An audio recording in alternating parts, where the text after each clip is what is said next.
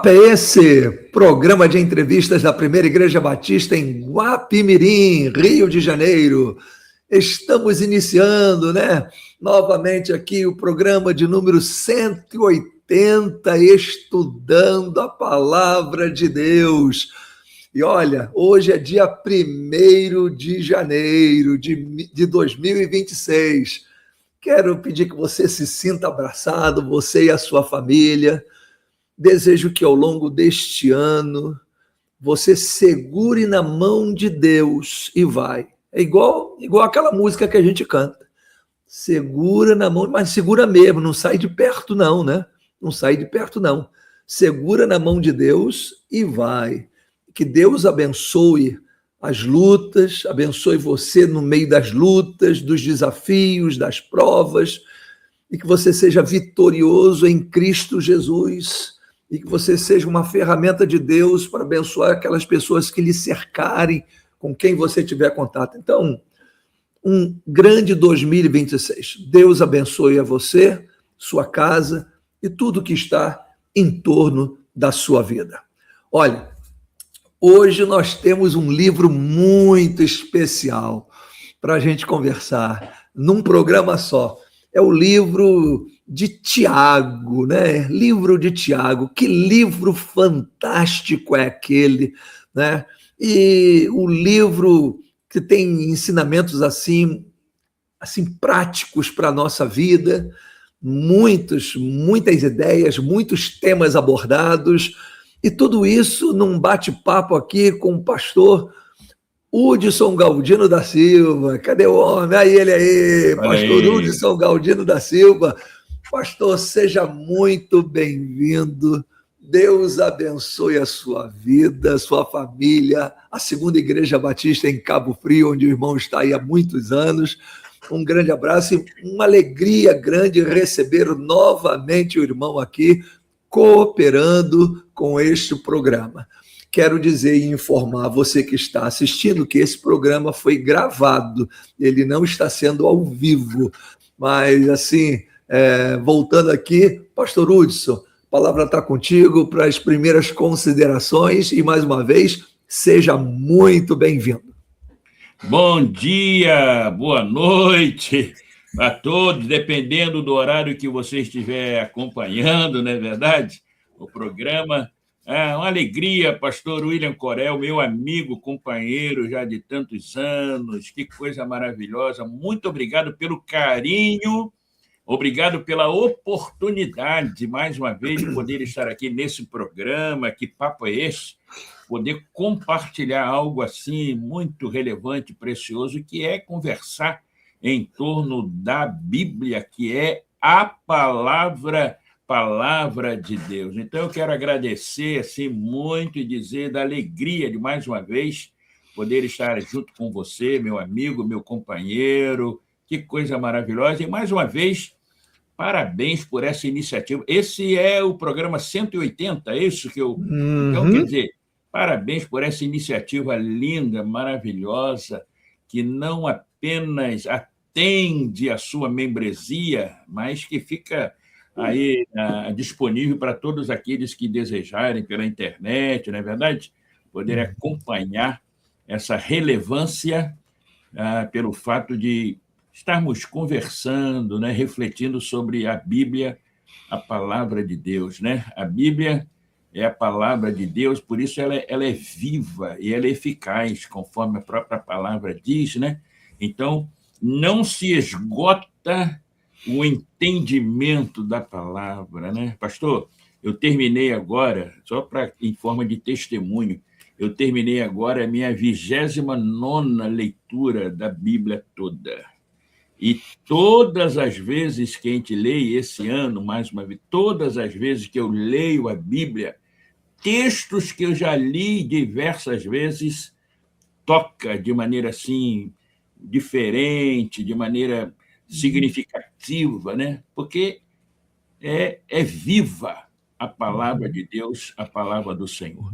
Então, a gente vai conversar aqui, e é claro que não tem nenhuma pretensão de esgotar, não é verdade? Essa palavra que flui, que é abundante, que é crescente.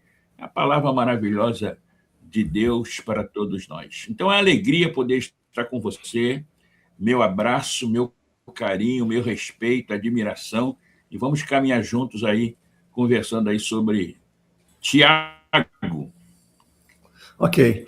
Pastor, a gente está concluindo a leitura da Bíblia toda aqui nesse modelo, um capítulo por dia. Dia 21 de maio é o último programa. A gente terá lido e refletido basicamente sobre toda a Bíblia. Como é que vai ser depois? Não sei. A gente está pensando ainda se a gente prossegue nesse modelo, se pega um livro e aprofunda mais sobre o livro. Os modelos podem modificar, mas até 21 de maio a gente deve concluir essa etapa de 3 anos e um pouquinho aí, lendo e tentando meditar na palavra de Deus. E o pastor Hudson participou algumas vezes aqui, explicando Sim. alguns livros, repartindo conosco, e por isso, mais uma vez, o nosso muito obrigado em nome da igreja aqui. Tá bom, pastor? Eu que agradeço. Olha, vamos lá para Tiago. Vamos lá para Tiago agora. É um livro pequenininho, de 5 capítulos, mas nem por isso a gente tem a intenção de conseguir realmente, porque não dá para conversar sobre todo o Tiago. Então, vamos sem mais perda de tempo. Vamos começar aí a falar sobre o livro de Tiago. Pastor, como a gente sempre faz na abertura de um livro, eu queria que o irmão apresentasse, em primeiro lugar, as suas... uma apresentação geral aí, contendo aí a autoria, a provável data, o propósito, os temas abordados. Dá uma descortinada, uns flashes aí para a gente sobre o entendimento do livro de Tiago. Pastor e amados, esse livro maravilhoso, né? Como a Bíblia toda, no livro de Tiago nós vamos encontrar assim, muitos assuntos diversificados, né? É reconhecido assim pela maioria dos estudiosos, pesquisadores, que teria sido Tiago, porque a Bíblia menciona vários Tiagos, né? A questão da autoria, né? Era um nome assim muito apreciado, muito usado, até hoje, né? Eu estava, semana passada, quando estava estudando e vendo alguma coisa sobre isso, rapaz, você sabe quantos Tiagos existem registrados no Brasil? Aproximadamente 500 mil Tiagos, pessoas que receberam esse nome, né? Então é um nome muito, muito querido naquela época também, né? O nome Tiago era muito usado, né? Assim como outros também, né? O próprio nome, que não tem nada a ver aqui, mas o próprio nome de Judas também era muito usado até determinado momento, né? Sim. Significa louvor, né? Louvor a Deus, né? Então, nós temos, assim, uma questão de autoria do livro, é um assunto, assim, muito disputado, vamos assim dizer, pelos estudiosos. A gente não pode, de maneira alguma, assim, fechar questão de 100%. O que nós sabemos que quem escreveu foi Tiago, porque na carta o escritor se identifica com esse nome, sendo Tiago, né? Mas existem, sim, várias disputas em relação a quem teria sido este Tiago. A Bíblia menciona, pelo menos, vamos dizer, havia o Tiago, filho de Alfeu, que era apóstolo, né? Também, né? Também esse Tiago, também o filho de Zebedeu, que era um outro, e também era apóstolo. Né? Esse Tiago, filho de Zebedeu, que era irmão de João, esse Tiago, segundo o livro de Atos, ele foi martirizado e foi morto logo cedo, né, por Herodes. Herodes Agripa foi quem esteve lá comandando, né, essa questão, e há registro que teria sido aproximadamente por volta do ano 40 44 depois de Cristo, ele foi executado e lá em Jerusalém. Uhum. Então, provavelmente, não teria sido esse Tiago, né? Existem outras questões aí, mas pelo fato de ter sido morto assim, de maneira prematura, né? A maioria dos pesquisadores, estudiosos, eles, de certa forma, rejeitam que a autoria do livro Tiago fosse de o Tiago, filho de Zebedeu, irmão de João, enfim. O Tiago, filho de Alfeu, que também foi apóstolo, de certa forma, segundo os relatos nas Escrituras, ele não teve assim, nenhuma uma proeminência, vamos assim dizer. Né? Foi um apóstolo, mas a gente não tem assim, muitas referências que não dá margem para que ele tivesse assim exercido assim uma autoridade apostólica, vamos assim dizer, de maneira assim veemente, destacada. E segundo a tradição, não há registro nas escrituras, mas segundo a tradição e até alguns livros apócrifos, ele também teria sido morto, martirizado, teria sido morto de maneira assim bem prematura, podemos dizer. E aí tem o chamado Tiago, irmão de Jesus.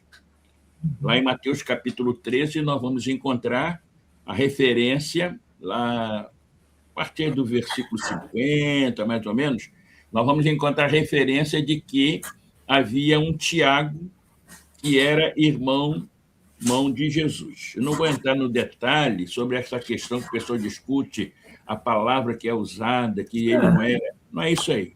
Mas eu creio que era irmão, porque a palavra que era usada lá é a palavra que se aceita muito como sendo irmão, né? Adelphos. Adelphos, né? A palavra primo é outra palavra, né?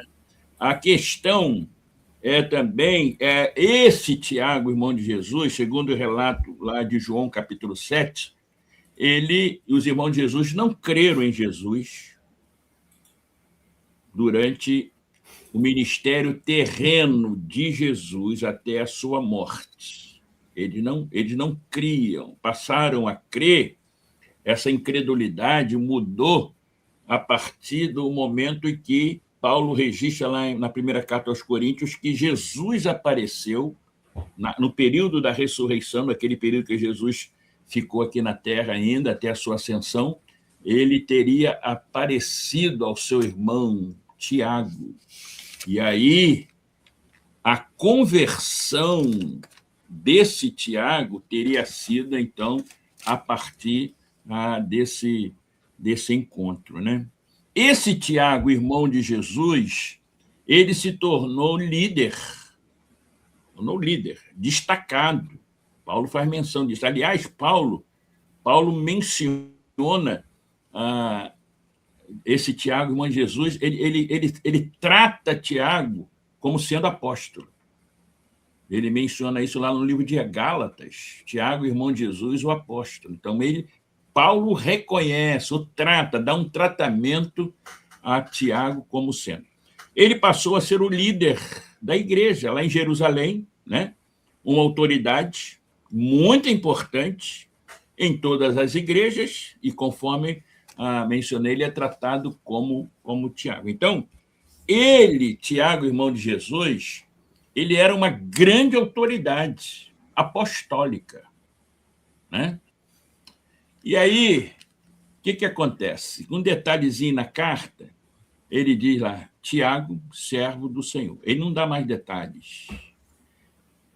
Ele praticamente só identifica-se com o seu nome. Então, o que eu entendo também, e os pesquisadores também, eles entendem, o fato de Tiago ele mencionar apenas o nome era suficiente naquela época, pessoalmente, para que as pessoas daquela época entendessem e reconhecessem a autoria daquela carta, pela sua autoridade, pela sua proeminência, pelo seu trabalho, né? Então, é reconhecido como sendo Tiago, o irmão de Jesus, líder da igreja, teria sido ele o autor, o escritor, né, do livro de Tiago. Nós não temos, vou repetir aqui que é importante, nós não temos absoluta certeza.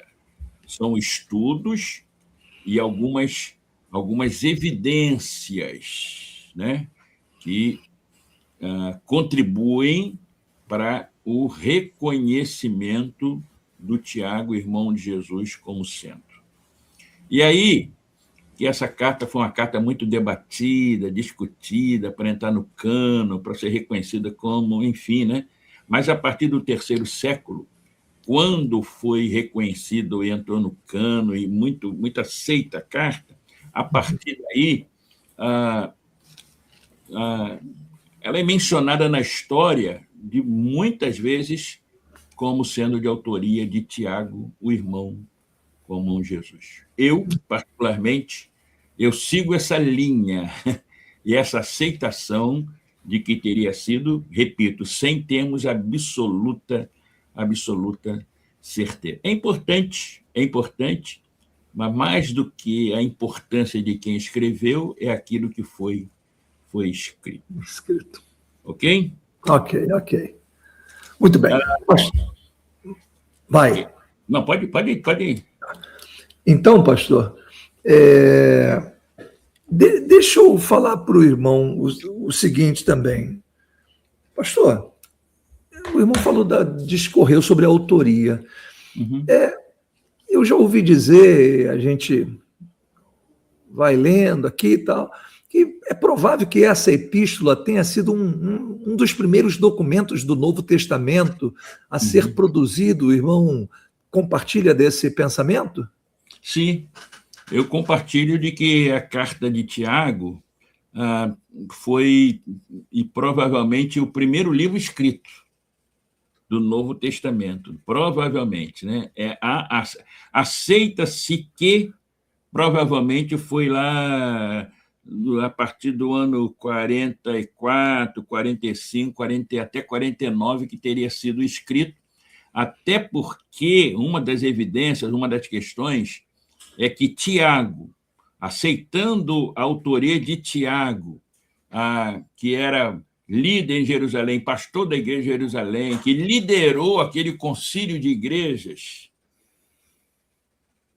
Lá de Atos 15. Se essa carta, e da maneira e dos assuntos que Tiago trata na carta, se esta carta tivesse sido escrita depois do concílio, eu creio que Tiago teria mencionado alguma coisa, por menor que fosse, nessa carta. Então, essa carta, ela não tem menção nenhuma daquele assunto que, naquela época, era um assunto efervescente, exatamente, pegou fogo, e ele não menciona o fato dele ter sido o líder e o pastor, vamos assim dizer, da igreja lá em Jerusalém, e quem presidiu, quem liderou aquele concílio, né? Então, eu acredito que ela é bem assim, a mais remota, vamos assim dizer, da literatura, né? Do Novo Testamento, acredito assim, né? Então, pastor, isso levanta... Pode falar, querido. Isso levanta a primeira pergunta para mim. Fala. Porque a Epístola de Tiago, ela sendo um livro assim que trata de questões éticas e morais, muito práticas, eu posso dizer assim, podemos entender que esses assuntos sempre foram a necessidade da igreja, ética e moral? Não há dúvida alguma, né? Com certeza, né? Sem dúvida, né? A questão, a base, o pecado, ele é tão perverso, né? Que ele deturpou a natureza humana de tal forma, de tal monta, que o quê? a inclinação humana passou a ser o quê? Virada, inclinada para o mal, para as perversões, né? E aí, o que acontece, né? É sabido por todos nós, nas outras epístolas, principalmente de Paulo, que nós, em Cristo, nós fomos livres da condenação do pecado. O pecado não tem mais poder condenatório, mas nós não estamos livres da presença do pecado. Então, além disso, pastor, todos nós sabemos que o evangelho, que o cristianismo, nasceu lá em Jerusalém, mas se expandiu, e ele escreve para os judeus dispersos. E aí, o que acontece?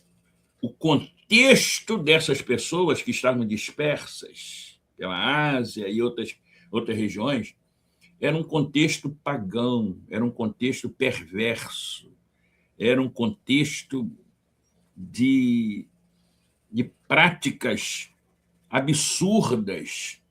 Então, era necessário de que Tiago, ao escrever a esses que estavam dispersos e vivendo num mundo pagão, pudesse entender essas questões aí, das questões éticas e as questões morais. Então, além do contexto geográfico, histórico, havia a própria índole humana, né, da presença do pecado e a luta para vencer essas questões.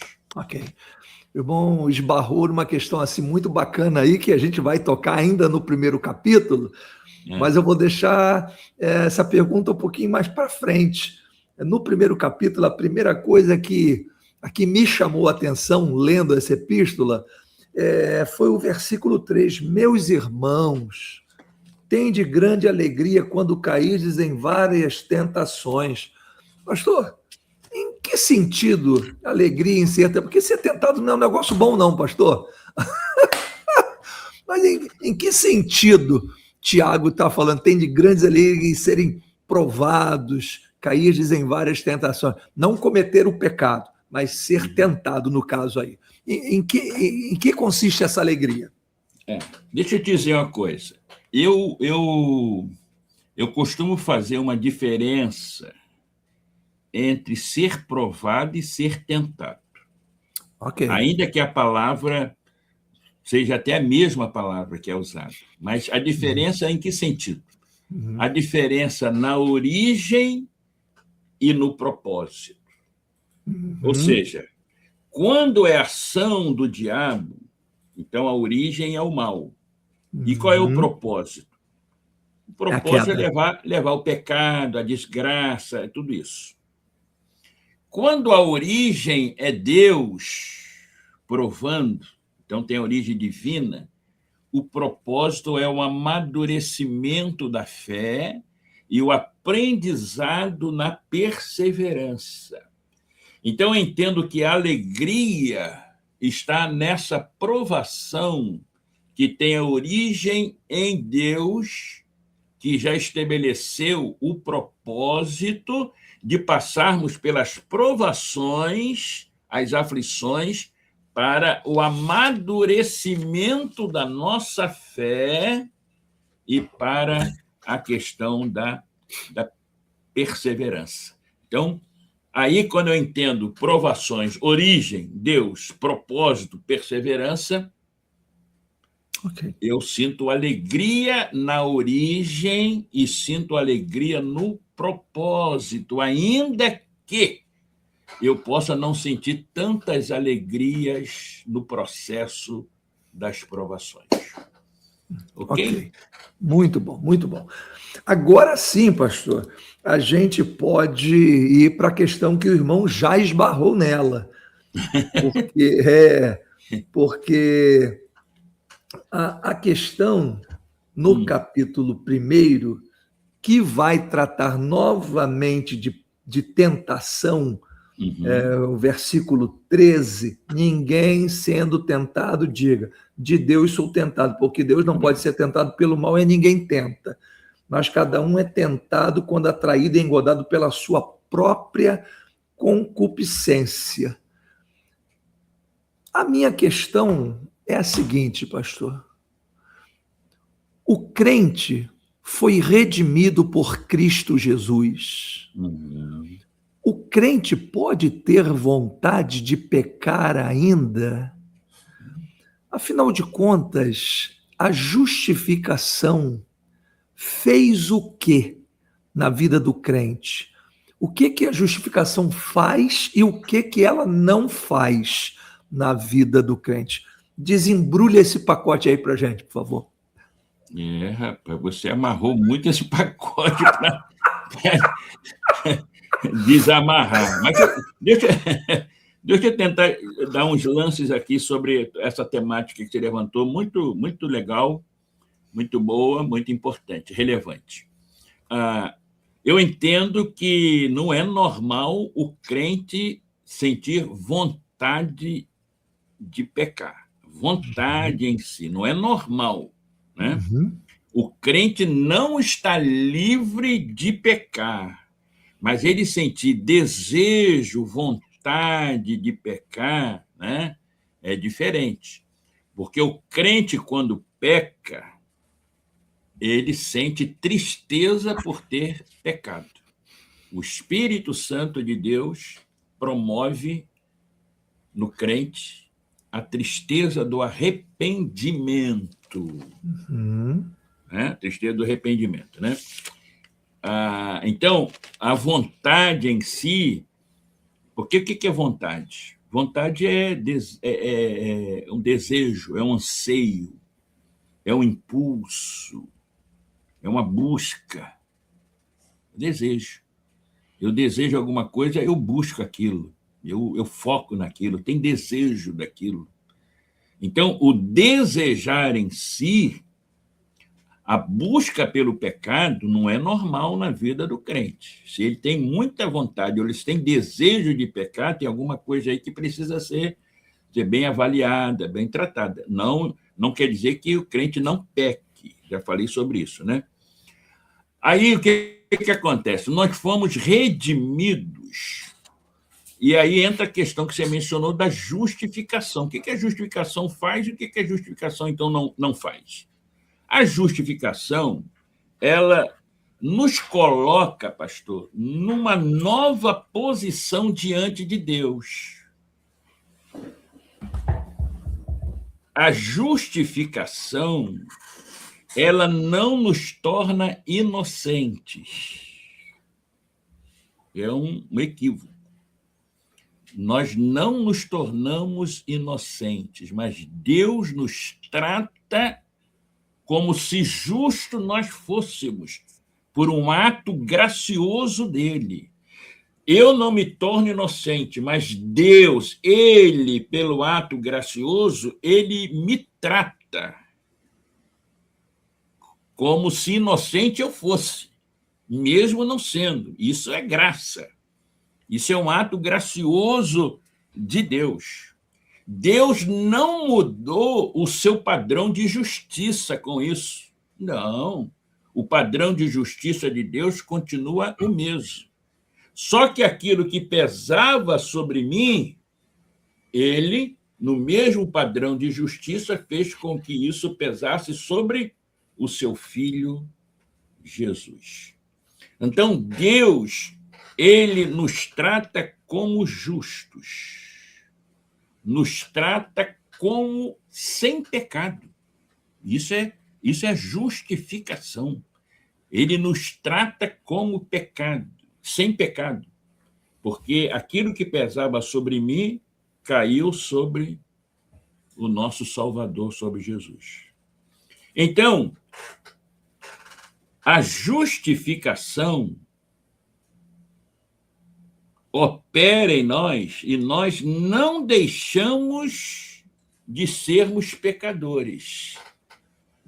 Nós não deixamos de ser pecadores.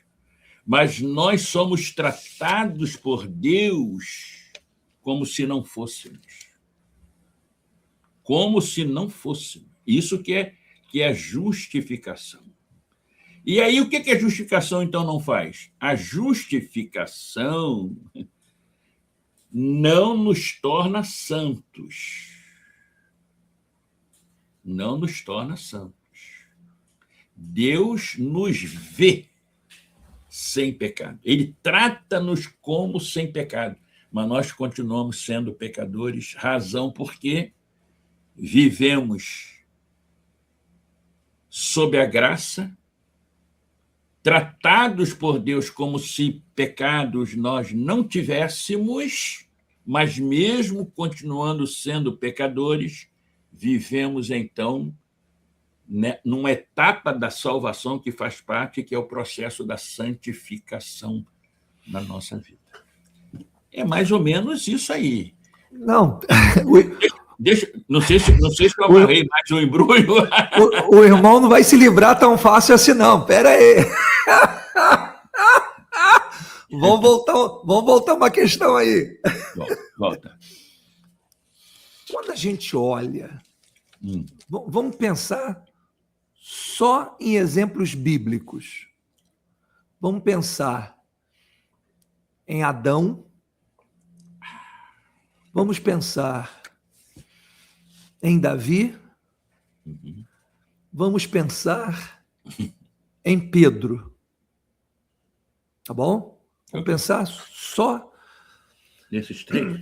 Eu quero voltar a aquela questão da vontade. Pode alguém pecar sem ter vontade? Ou o pecado sempre move à vontade? Ok. Então, a gente precisa entender o seguinte. A vontade. O que é vontade, né? Então, é uma escolha que o pessoal faz, né? Então, a palavra que é usada ali, em Tiago, é algo assim que vai além de uma... Porque o crente peca. Então, quando ele peca, o crente peca. Quando ele peca, ele escolheu aquilo. E você só escolhe algo, não só, mas geralmente porque você tem vontade de escolher aquilo. Tá? Então, isso faz parte. Agora, a palavra que é usada aqui, quando ele menciona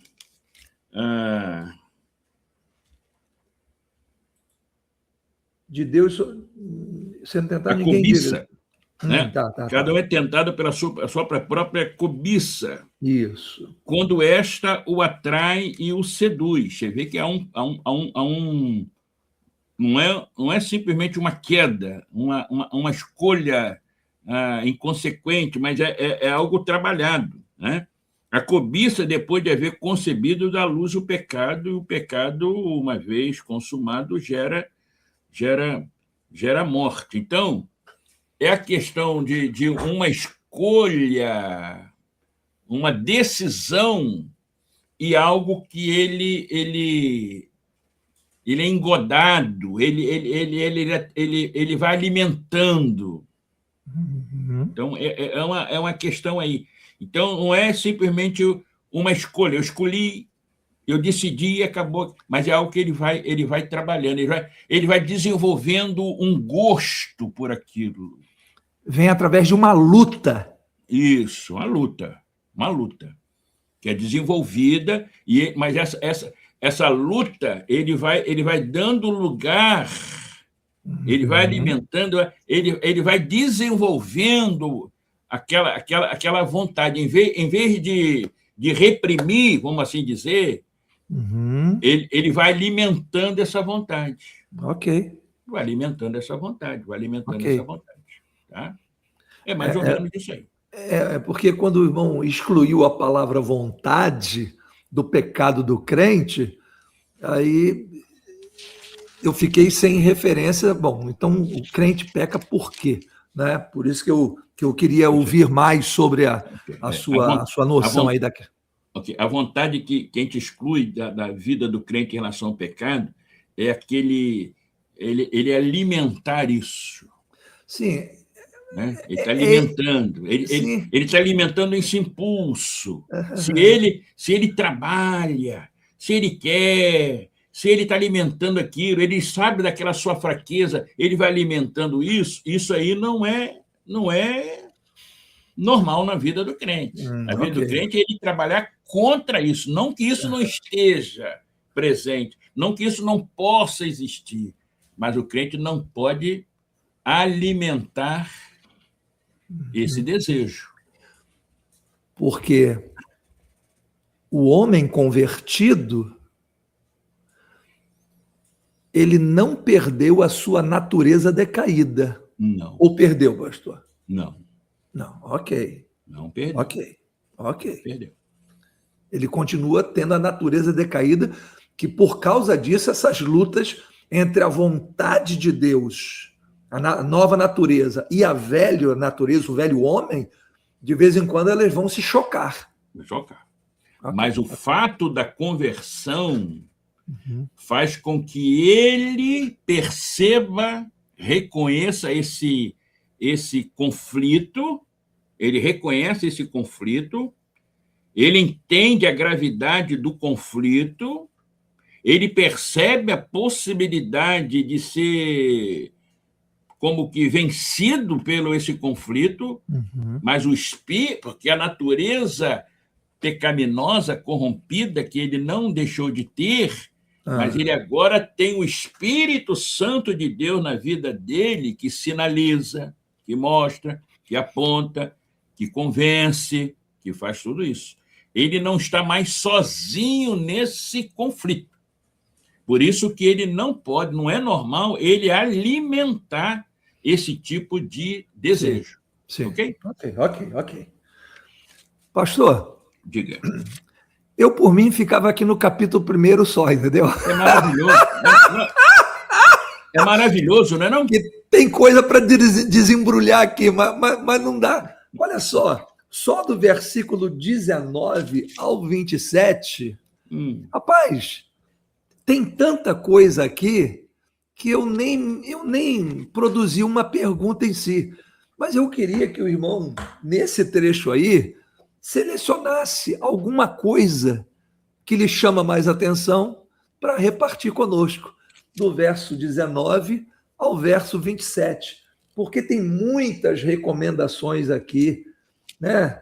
A ira do homem não opera a justiça de Deus, rejeitando a imundância, sede cumpridores da palavra, porque se alguém é ouvinte, e ele vai atravessando, tem a questão do verso 26, a verdadeira religião. Então, tem, assim, episódios, toca em assuntos tão interessantes, mas não dá para tocar em tudo.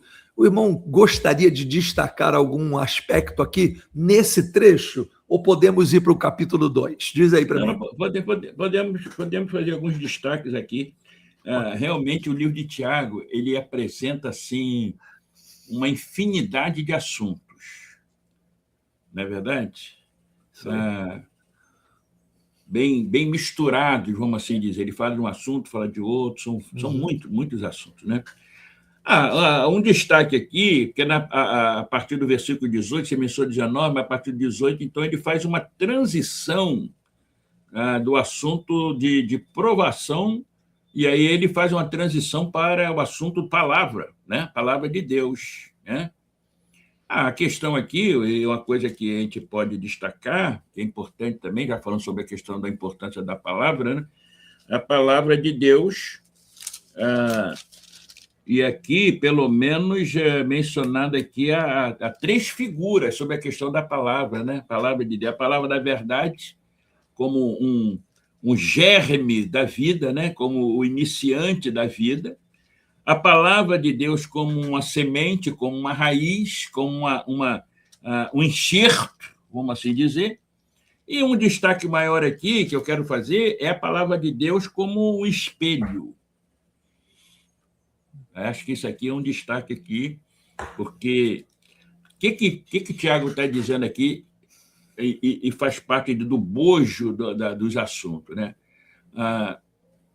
A palavra de Deus como espelho, no sentido de que a palavra de Deus revela, é interessante que a palavra de Deus é a revelação de Deus, e nessa revelação de Deus, na figura que Tiago diz aqui, a palavra de Deus revela a quem nós somos, revela a nós mesmos.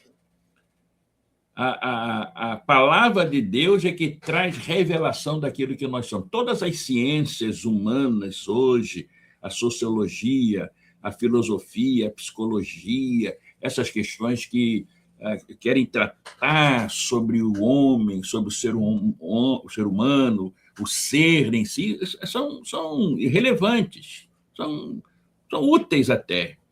Mas o que mostra o nosso interior, quem nós somos, que revela, que mostra, é a palavra de Deus, é a palavra do Senhor. Então, quando ele usa aqui a figura do espelho, o espelho, quem não tem um espelho em casa, não é verdade? Quem não tem um espelho, né? Acho que não tem casa nenhuma que não tem um espelho. Se a gente vai a algum lugar, passear, viajar, cadê o espelho? Todo mundo procura. Tem que ter um espelho que a gente quer olhar, que vê a gente mesmo. Então, quando o Tiago fala que é como espelho, é exatamente porque ela mostra. Né? Porque, olha só, você nunca viu o seu rosto. Você já viu o seu rosto?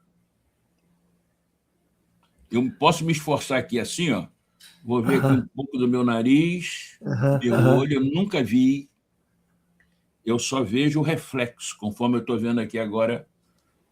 E no espelho também eu estou vendo o reflexo, porque a gente não consegue ver o rosto da gente. Verdade. Por mais que a gente se esforce, às vezes a gente vê o nariz um pouco, se esforça para ver alguma coisa, mas a gente nunca viu o rosto da gente. A gente vê o reflexo no espelho, né? Ou numa imagem, né? na câmera, alguma coisa assim. Isso aí. Então, quando ele fala do espelho, a palavra, é porque ela reflete, ela mostra, aí eu vejo quem eu sou. Eu só conheço o meu rosto por causa do espelho. Então, a palavra revela, mostra quem nós somos. Então, acho interessante aqui, pastor, esse destaque aqui, nesse trecho aqui, sobre essa questão da revelação daquilo que nós somos. Por mais que busquemos, por mais que alguém busque, por mais que alguém entenda que é importante, eu não digo que não é, os conhecimentos humanos que trata do ser humano, não existe nada melhor para a gente conhecer a nós mesmos e trabalhar com a gente mesmo que não seja a palavra. Então, o irmão falou a palavra de Deus como germe, como semente e como espelho. É bonito isso aí. E o irmão me fez lembrar do dia 9 de abril de 1982, quando eu estava lá no Caio Martins. Foi o dia da minha decisão pública, ali de aceitar a Cristo. Que ano? 9 de abril de 82. Foi que foi uma campanha evangelística durante a Páscoa, com 25 texanos que vieram lá dos Estados Unidos, com a primeira de Niterói, fizeram ali no Caio Martins, entendeu? Uma cruzada evangelística. Então, eu estava lá. Ah, é? Em 82. Legal. Por isso que eu perguntei, estou lembrando. E a minha decisão, eu estava lá nos últimos anéis lá do Caio Martins, eu estava sentado ao lado de um homem chamado Getúlio de Almeida Valentim, um grande amigo. E o Getúlio, depois, se tornou um grande discipulador meu, um grande discipulador. Ele, um homem muito apaixonado por Cristo, da palavra de Deus, e ele disse que em algum momento na vida dele, ele afastou-se do evangelho, antes de eu o conhecer. Mas todos os dias, pastor Hudson, ele tinha vontade de ler a Bíblia. Só que ele chegou a um ponto que o conflito dele aumentou tanto que ele chegou à seguinte condição: de ler, de continuar lendo ou parar de ler a Bíblia. Por quê? Diz ele, todas as vezes que ele ia ler a Bíblia apontava para ele como pecador. Ele podia estar lendo o Salmo 23, o Senhor é o meu pastor, nada me faltará. O que fosse, qualquer promessa. Poderia ser de conforto, mas o conforto Bíblia incomodava.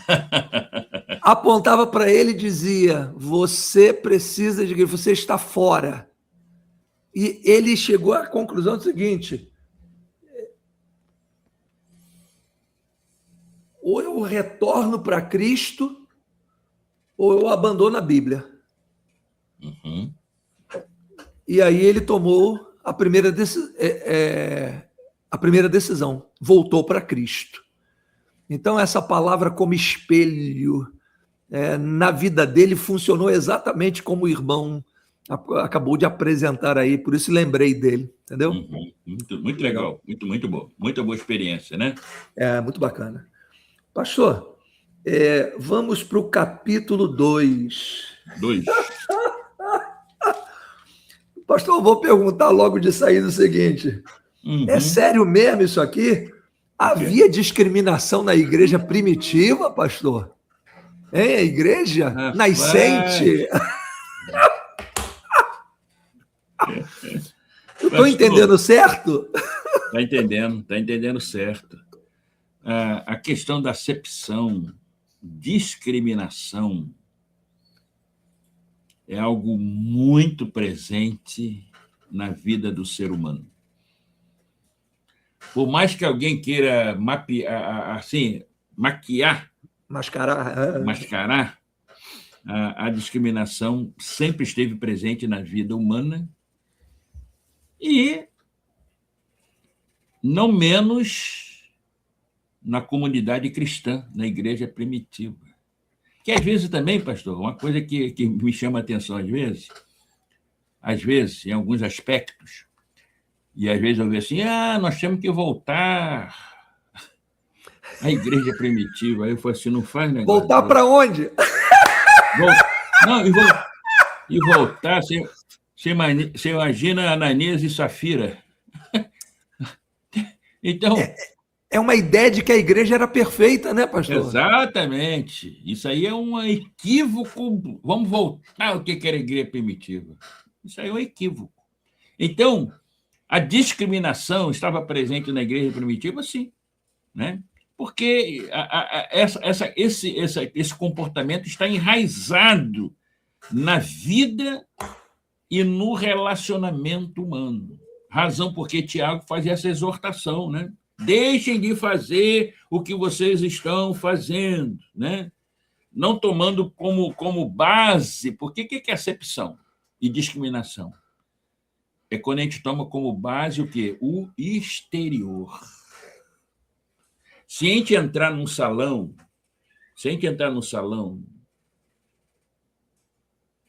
e ali tiver umas pessoas bem vestidas, arrumadinhas, direitinho, e lá de cá tivesse pessoas simples. Pessoa, naturalmente, a gente vai querer sentar daquele lado ali. A gente, de certa forma, tem uma certa rejeição de não querer ficar ali perto daquele que, na verdade, está mal vestido, mal cheiroso. Isso aí. Por quê? Porque a discriminação, a acepção, se baseia no exterior. A gente é levado por aquilo que a gente vê. Então, Tiago, ele está exortando essa questão, estava muito presente, né? Não apenas na vida das pessoas em si, mas até na vida dos crentes, né? Uhum. E se e é verdade que ele diz que estava aos judeus dispersos, convertidos, ele estava usando uma linguagem aí muito apropriada, porque, de certa forma, os judeus eles tinham muito isso, né? Uhum. porque eles desenvolveram essa questão, né, de ser um povo exclusivista, de ser um povo melhor que os outros. Então, a mensagem aí era para essa questão de não discriminar, né, aqueles que, na verdade, Deus não discrimina, né?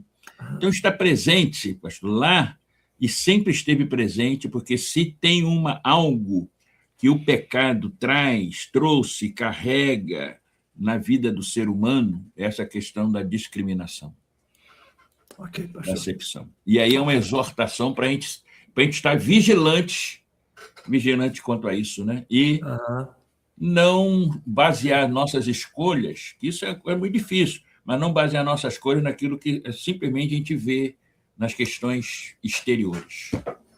É uma luta. Permanente. Ok. É. Pastor, Oi. eu já me defini aqui que eu não vou chegar ao final de Tiago hoje, entendeu? É certo. Mas olha só. Eu fico até feliz. Não. Rapaz, mas o capítulo 2 eu preciso pedir que o irmão desembarace esse embrulho aqui de novo, pastor. Esse negócio aqui que está a partir do versículo 14. Porque vem uma discussão aqui sobre as obras e a fé. A fé e as obras. Esse texto já foi tratado de diversas maneiras ao longo dos tempos. Lutero, por causa dele, queria chamava a Epístola de Tiago Epístola de Palha. Enfim, todo esse contexto aí em torno da questão da salvação. Pastor Hudson Galdino da Silva, destrincha para a gente aí. A salvação é pela fé, é pelas obras. Como é que o irmão trabalha esse texto de Tiago aqui? Por favor. Pastor, não é à toa que Lutero teve as suas expressões e as suas críticas, e não é à toa que esse livro custou para ser reconhecido. Não é verdade? Entrar no cânon, ou seja, ser reconhecido como inspirado. Não foi à toa. E aqueles que estavam lá mais próximos. Sim. Eu gosto de considerar muito isso. Aqueles que estavam mais próximos. Do início. Né? Do início. Possivelmente tinham até muito mais informações do que nós temos hoje, né? Então, essa questão. Não há dúvida alguma, porque, aliás, um dos princípios da hermenêutica, um dos princípios de interpretação bíblica é que a Bíblia interpreta a própria Bíblia. E o outro princípio é que os textos difíceis têm que ser interpretados à luz dos textos fáceis. Então, a conclusão básica é que a salvação é pela fé. Porque existem muitos outros textos que esclarecem de maneira muito... É pela fé. Muito bem. Então, isso é uma questão basilar, uma questão básica, é uma primícia. Isso é um ponto. Como, então, resolver, como, então, entender o que Tiago está dizendo?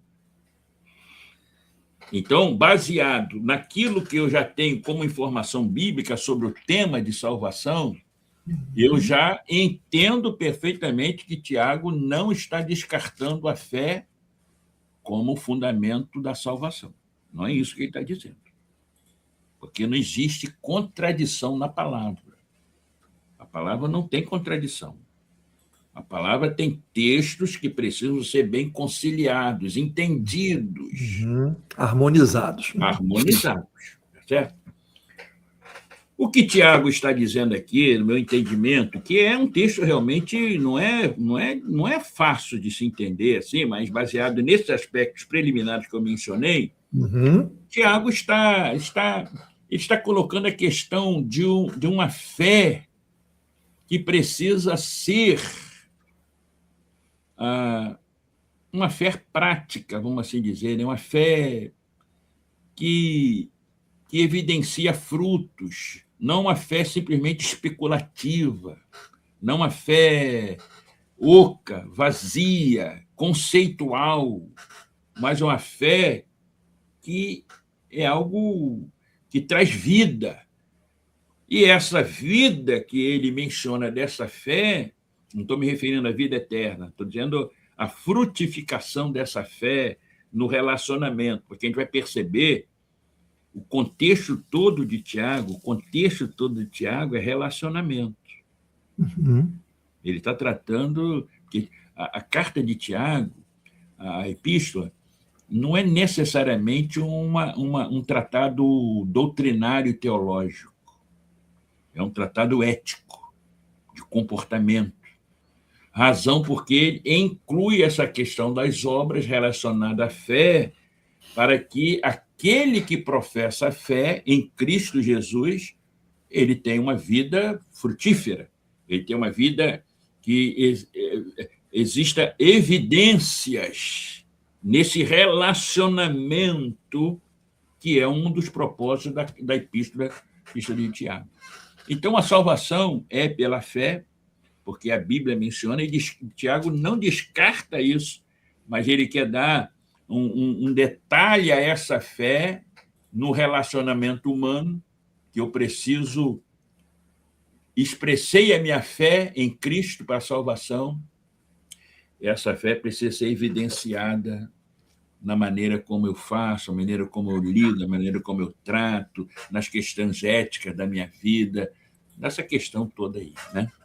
Então, basicamente é isso, pastor. Uhum.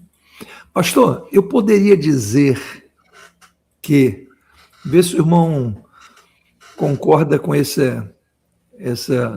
pensamento. A fé verdadeira sempre produzirá ações. Nem toda ação é produzida por fé verdadeira. Corretíssimo. Perfeito? Perfeito. Okay. Existem muitas ações que não são produzidas pela fé verdadeira e até boas ações. Ok. Ok? Ok. Fechou. Então, vamos avançar. Não é a fé que vai produzir boas ações, porque há boas ações que não são produzidas pela fé. Mas a fé precisa produzir. Uhum. Certo? Dentro desse nosso contexto de fé, de vida com Deus. Né? Uhum.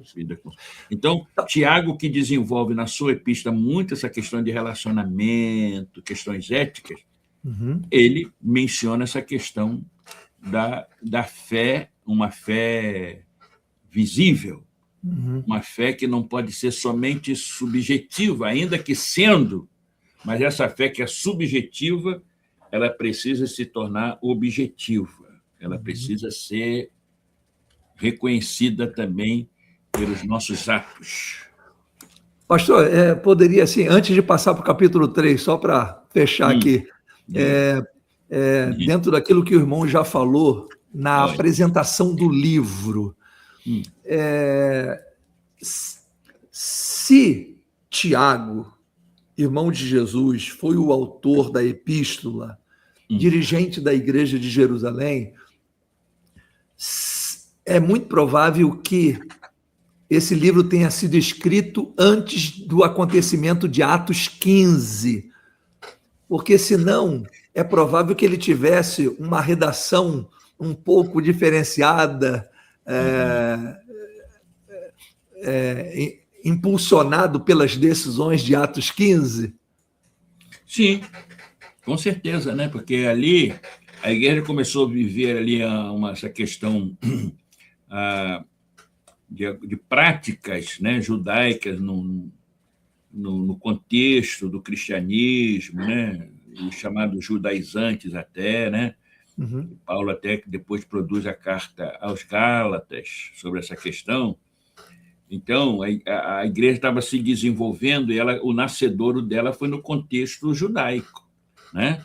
E o judaísmo, não vou dizer que é o berço do cristianismo, mas existe uma linha histórica aí que todos nós sabemos aí, e é a palavra de Deus que nós temos, Velho Testamento, Novo Testamento. Essa questão A salvação vem dos judeus. vem dos judeus.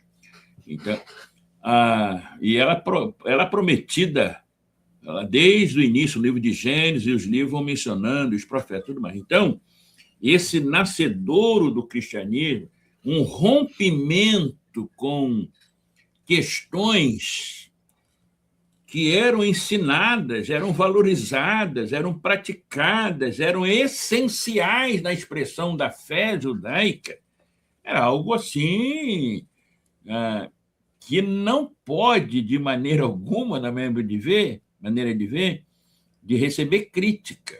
Era um período de transição difícil. O que eu posso fazer, o que eu não posso fazer, se eu aprendi e recebi de lá que essas coisas fazem parte da história da revelação da fé.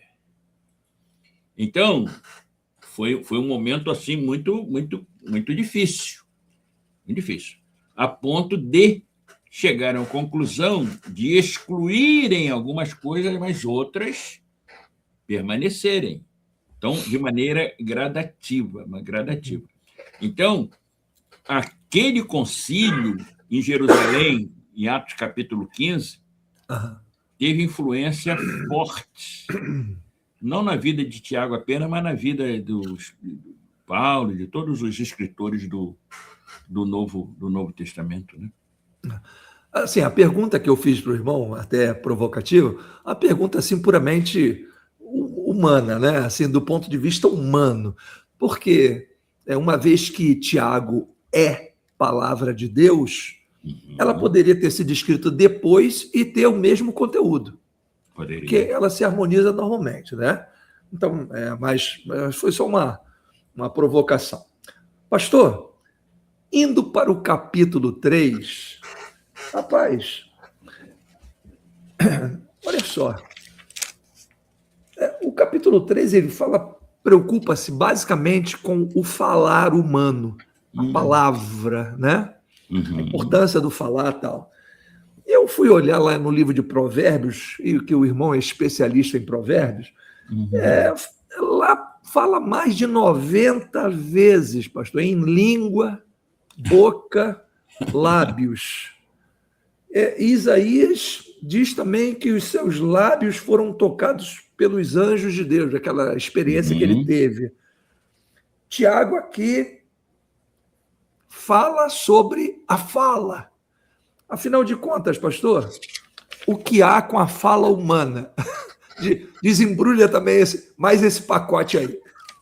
Deixa eu dizer para você, esse é um assunto extraordinariamente significativo em todos os aspectos. O que é a fala? A fala, a gente precisa entender, a fala em si tem o seu aspecto físico, né, do aparelho que envolve fonético, a língua, a boca, fonético. A fala no sentido social, né, da comunicação, de se relacionar, no sentido emocional, né? A psicanálise, inclusive, o cerne da psicanálise é a questão da fala, né? É a fala que vai trazer a cura, né? Através das chamadas associações livres. O psicanalista, ele, diante do paciente, ele vai deixando e vai conduzindo, direcionando, mas o paciente vai falando, e é chamadas associações livres daquilo que ele fala, relacionado a alguma coisa, enfim. Então, a fala está relacionada à questão emocional. Mas a fala está relacionada à questão espiritual. Porque a fala, em todos esses aspectos, e que envolve a questão espiritual, porque a fala é a expressão dos nossos pensamentos. E a Bíblia diz que a boca fala do que o coração está cheio. E o coração aqui, o que é? O coração O interior. é o nosso interior, é a sede da nossa vida em todo sentido, esse aspecto metafórico que a Bíblia menciona no coração. Então, a fala é algo assim muito significativo, né? A Bíblia menciona, inclusive, a fala como sendo um instrumento para a pregação, né? Enfim, essa questão, né? Então, por que ter cuidado com a fala? Por que Tiago menciona, e aquilo que eu falei anteriormente, a carta de Tiago, a epístola, Tiago, é relacionamento, o foco dele é esse. Então, por que ter cuidado com a fala? A fala é um perigo, é mencionado, Provérbio também menciona, como você já fez referência. Por quê? Porque a fala traz impacto no relacionamento interpessoal. Primeira coisa. Fere sentimentos, gera conflitos e também pode construir confiança. Então, olha só o que a fala, né? A gente que é líder, pastor e tudo mais, e outros também, não é só a gente. Às vezes, não, vamos ter uma reunião aqui para resolver um assunto? Vamos. Aí a gente está reunido para resolver um assunto e sair dali com aquele assunto, às vezes, resolvido ou não, mas criado mais uns 3 ou 4 ou 5 problemas. Problemas de conflitos relacionais por causa da fala.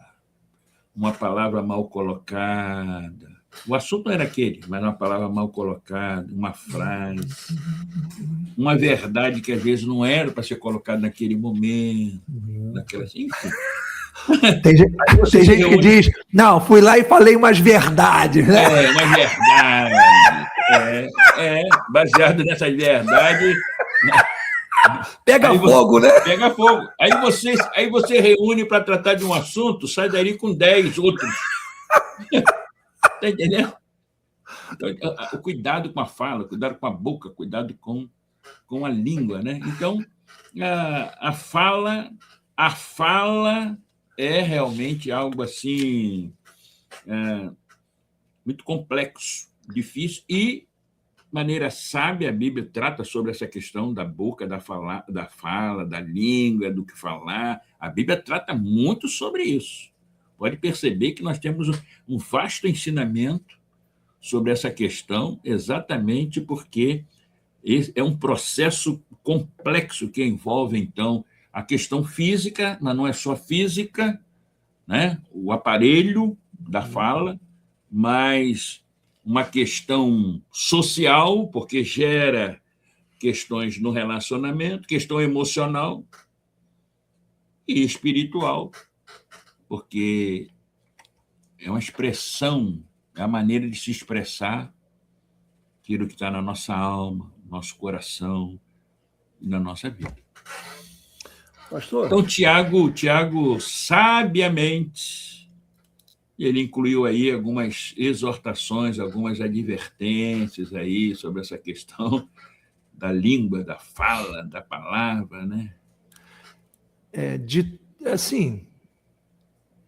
A palavra, pastor, deixa eu te dizer uma coisa aqui que eu acho que a palavra não é que a palavra não tem poder, porque existe hoje aí a palavra tem poder, mas que tipo de poder?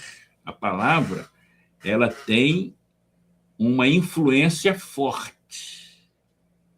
Não que eu desejo a morte de alguém, vai acontecer. Não desejo essa questão de que a pessoa falou vai acontecer, que existe por aí afora um ensinamento, de certa forma, equivocado, né, sobre esse aspecto. Então, o que você fala, o poder não está somente no que você fala, não é no que você fala, mas naquilo de quem recebe. Se você recebe uma palavra e você nutre aquilo que a pessoa falou, aquilo que foi dito pode lhe causar um mal emocional, um mal espiritual, um mal social. Ok? Assim, retratando novamente o livro de Provérbios, que tem muitas recomendações, diz assim: a vida e a morte estão na palavra. Isso você pode ajudar muito com o que você fala, ou você pode destruir uma pessoa. Pode. Né? Na utilização da fala. Da maneira pastor, como fala. É melhor ficar calado, né? É melhor. Falar seja por pronto, falar, não, Seja pronto para ouvir e tardio para... Tardio, demorado. Para falar. E por isso que Jesus disse... Eu gosto muito daquela expressão lá, e está na época, negócio de Natal, né? Aí diz que quando o anjo conversou com Maria, aquela questão toda lá, eu gosto muito daquilo. E Maria guardava... no seu coração. Guardava tudo no seu coração. Todas as palavras do seu coração. Olha, eu acredito que Maria tinha tantas coisas para falar depois daquele encontro ali, mas ela guardava. A gente precisa aprender a guardar muitas coisas no coração. Ih, rapaz, ok. Agora, pastor, esse primeiro versículo, para mim, do capítulo 3 ainda, ele é assustador, porque diz... Tiago está dizendo assim: meus irmãos, muitos de vós não sejam mestres, ensinadores, sabendo que receberemos mais duro juízo. Pastor, aquele que tem o privilégio de ensinar a Bíblia, como nós estamos fazendo aqui, pastor, teremos mais duro juízo. É isso mesmo? É isso mesmo. É isso mesmo. Por isso, porque nós temos... Olha, porque quem usa a palavra, ensina a palavra, não está apenas passando informações, que a palavra não é para isso, só. Ela forma caráter, conduta e a expectativa maior de vida eterna. Então, quem lida com a palavra, ensina a palavra, tem esse privilégio. Para mim é um privilégio, uma responsabilidade. E a gente tem que lidar com a palavra com temor e tremor, com responsabilidade. O que existe por aí, pastor, desculpa a palavra, de baboseira, é um negócio assim assustador. Domingo passado pela manhã eu preguei na igreja, a pregação foi tipo um estudo, foi exatamente no dia da Bíblia, comemorando internamente também o dia da Bíblia, e o assunto foi sobre interpretação da Bíblia. Ok. Né? Aí eu contei aquela história que em determinado lugar, um pastor, um líder, né, de determinada igreja, Porta dos Arraiais, ele declarou de maneira proibitiva que as mulheres grávidas não poderiam mais ter parto cesáreo. Tinha que ser tudo parto normal. Era a orientação dele, né, pastor? Né? Parto normal. Baseado em quê? Baseado no texto bíblico que tem com dores terás filho. Tem que ter dor. Se não tiver dor, está descumprindo. É uma piadazinha, né? É uma piadazinha, mas para ilustrar. Aí diz que uma das mulheres, aquelas mais espertas lá, pastor? Mas está a Bíblia, tá? Aí uma das mulheres mais espertas daquela disse: então, pastor, nós vamos, semana que vem, providenciar, tirar do seu gabinete o ar-condicionado. Vão tirar. Mas por quê?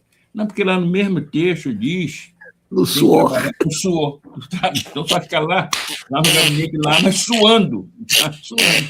Então, olha como que a palavra... Estou dizendo isso porque como é que a palavra... Tantas aberrações, né, que existem. Né? Aberrações, porque usa a palavra. Citar a palavra não significa necessariamente ser a palavra. Sim. Não é só citar a palavra. O diabo citou. Ele citou, exatamente. Né? Então, o maior rigor, pastor, aqui do texto de Tiago 3, é exatamente porque a responsabilidade, né? É privilégio, mas responsabilidade é aquilo que você ensina. Professor de EBD ou pregador que for, se você não tem convicção, certeza e coerência daquilo que você leu e vai ensinar, se você não tiver certeza da coerência daquilo, é melhor você não bater o pé e apresentar um princípio de vida, de comportamento, o que for, se você não tiver certeza. É bom você se assessorar, buscar opiniões, ver as ideias, considerar, e assim mesmo a gente tem que ter bastante cuidado Sim. naquilo que vai expor. Então, a questão dos mestres, do rigor, é exatamente isso. E aqueles que, às vezes, querem se fazer mestres e, às vezes, não estão preparados necessariamente para lidar, né? Para apresentar, né? Um ensino coerente. Agora, essa moeda tem dois lados, né? Porque alguém pode dizer assim, sendo assim, eu não quero, não, então não quero isso para minha vida, não vou ensinar, não. Aí você cai na parábola dos 10 talentos. Você recebeu um talento e enterrou. Então não tem solução. Se Não, Deus sim, lhe capacitou para isso, faça da melhor maneira possível, né, pastor? melhor maneira. E a melhor maneira é com responsabilidade. Aquilo que eu falei, não pode ter arrogância. Não, esse texto aqui eu tenho dificuldade de entender. Eu vou procurar ser assessorado, eu vou procurar buscar ajuda para entender melhor, para poder ensinar na minha classe, se for o caso, e não apenas ele com arrogância, com soberba, achar que ele já domina e, às vezes, apresentar lá um ensinamento lá distorcido, né? Então, a responsabilidade, o peso da responsabilidade não deve ser motivo para alguém se eximir do privilégio. Pelo contrário, o peso da responsabilidade deve ser para aceitar o privilégio e se preparar mais ainda para exercer. Muito bem. Pastor Hudson Você Galdino, viu que olha só. aqueles que receberam os talentos, eles investiram. Sim. Né? Os que foram fiéis. O que escondeu se deu mal, né? Se deu mal. Deu mal. Pastor, nós já estamos com um tempo assim estrangulado aqui. Eu vou pedir que o irmão, assim, em poucos minutos, faça um destaque do capítulo 4 e do capítulo 5. Se o irmão quiser destacar alguma ideia, uma do capítulo 4, uma do capítulo 5, para a gente poder avançar para o final. O capítulo 4, o destaque que eu faço aqui, que Tiago menciona, e nós já conversamos sobre isso, é que, na verdade, a nossa vida ela é uma peleja, né? É uma luta. Ele usa palavras aqui, né? A questão de combater, a questão de pelejar, né? Então, que nós falamos já antes, a igreja primitiva não estava numa condição de perfeição. Era uma luta, era uma peleja diante dos deleites da vida, das contendas, das questões. Então, o destaque aqui, pastor, é entender que nós estamos numa batalha, numa peleja grande. Não é pequena, hein? É grande. Tem muita gente aí menosprezando, né? Subestimando essa batalha. A guerra espiritual. Espiritual. Então, essa é a ideia que Tiago apresenta aqui, depois de dar várias recomendações, o que tem que fazer, não acepção de pessoas, e essa questão de obra e tudo mais. Por quê? Porque nós estamos combatendo. Estamos numa peleja, numa batalha. O destaque seria esse aí, que a gente poderia dissecar um pouco mais aí. A questão do capítulo 5, pastor, que é um capítulo extraordinário também, né? E também com algumas questões aí, sim, né? Sim, complexas. Complexa, né? Então, o que Tiago menciona ali? Para mim, o destaque que eu poderia especificar, Tiago fala, quando ele fala sobre oração, quando ele fala sobre confissão, para mim, Tiago está colocando aqui que a comunidade cristã ela é uma comunidade solidária. Solidária. Orar. Alguém está aflito, alguém está doente, mas se alguém também está alegre, cante louvores. Confessai as vossas culpas uns aos outros. Ou seja, a ideia geral, nós não estamos especificando aí cada tema desse, mas a ideia geral é que a comunidade cristã ela é uma comunidade solidária. Inclusive, quando ele fala, e essa comunidade solidária não exclui aqueles que não podem estar presentes, congregados. Por isso que ele fala daquele que está doente, de os presbíteros irem e orar. Não é privilégio de presbíteros, dos líderes de orar por um doente. Mas quando ele diz isso, na minha maneira de ver, ele está, de certa forma, oficializando ali a ida dos presbíteros como representante da igreja. Porque aquele que não pode estar, mas ele não perde a comunhão da igreja, razão porque é designado ali que sejam presbíteros que lá estejam. Então, para mim, o capítulo 5 ele é riquíssimo quando a gente trata sobre oração, como unção, como confissão. Para mim, é riquíssimo nessa ideia da igreja solidária. Alguém contente? Cante louvores. Alguém aflito? Ore. Alguém doente? Ore. Então, é a igreja solidária. Para mim, o capítulo 5...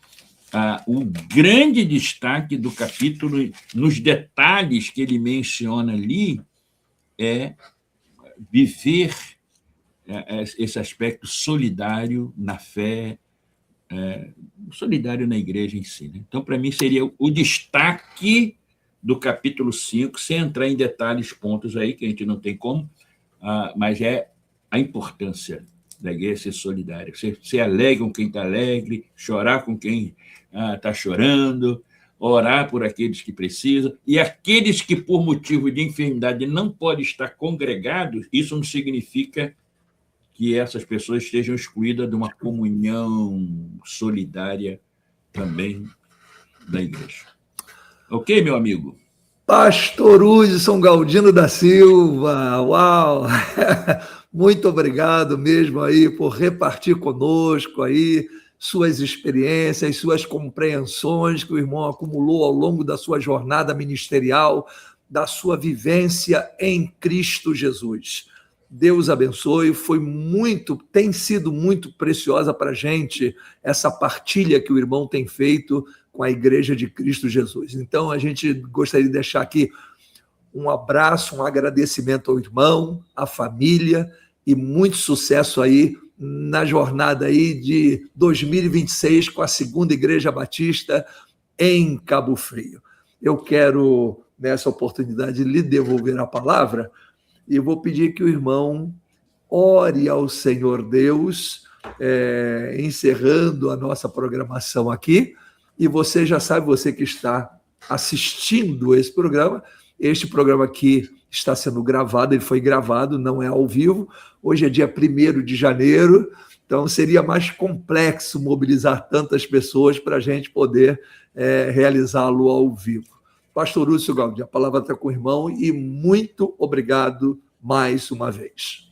A minha palavra é aquela também foi no início, minha gratidão minha alegria enorme poder estar com você, participando desse programa, conversando sobre a palavra de Deus, que isso traz muita alegria para a gente. Então, eu agradeço pelo privilégio dessa oportunidade, e Deus abençoe o pastor, a Vânia, Lucas, Deus abençoe a sua família, Deus abençoe o seu ministério, continue abençoando, e que todos nós tenhamos um ano novo, esse ano 2026, com certeza cheio de desafio, mas de oportunidade, porque a mão do Senhor que nos trouxe até aqui é a mesma mão que vai continuar nos conduzindo para maiores realizações no reino do Senhor. Quero desejar a todos um ano novo cheio de gratidão a Deus, aproveitando as oportunidades, servindo ao Senhor, cada dia mais lendo, meditando, estudando e obedecendo a bendita, maravilhosa palavra do Senhor. Quando você se aproximar de um espelho, todo dia você faz, não esqueça que a palavra de Deus é um espelho que revela a nós mesmos. Amém? Vamos orar? Obrigado, Pai Santo, Eterno, Poderoso Deus. Muito obrigado pelas alegrias do ministério. Muito obrigado, ó Pai, pelas alegrias da vida cristã. Muito obrigado, ó Pai, pelos desafios, pelas aflições, pelas provações, porque o Senhor nos ensina a perseverarmos, a vivermos em conformidade com o teu querer, com a tua vontade. Muito obrigado, ó Pai, por esse programa, tudo aquilo que nós conversamos, compartilhamos aqui juntos, e eu quero pedir em nome de Jesus que tudo aquilo que aqui foi dito, falado, Senhor, que a tua palavra, que o Senhor nos ajude mais ainda a entender e a viver, a sermos praticantes desses ensinos maravilhosos do Senhor. Continue abençoando o teu filho, teu servo, pastor William Corel, seu ministério, Verdade, sua família, e eu oro por todos aqueles, ó Pai, que hoje, em outro dia, estarão vendo e acompanhando esse programa, para que seja um momento de fé, seja um momento de aprendizado, seja um momento de crescimento espiritual. Que o Senhor possa fazer com que esse programa seja um instrumento do Senhor. Deus É no bendiga. nome querido, amado, santo, precioso, bendito nome, é no nome de Jesus, que é o teu Filho amado, que nós a ti oramos. Amém. Amém, Senhor. Amém. Que Um papo abraço. é esse? Programa de entrevista da Primeira Igreja Batista em Guapimirim, Rio de Janeiro. Até um próximo encontro, se Deus assim permitir. Pastor Hudson, muito sucesso, Deus abençoe. Aquele abração. Abração. Tchau.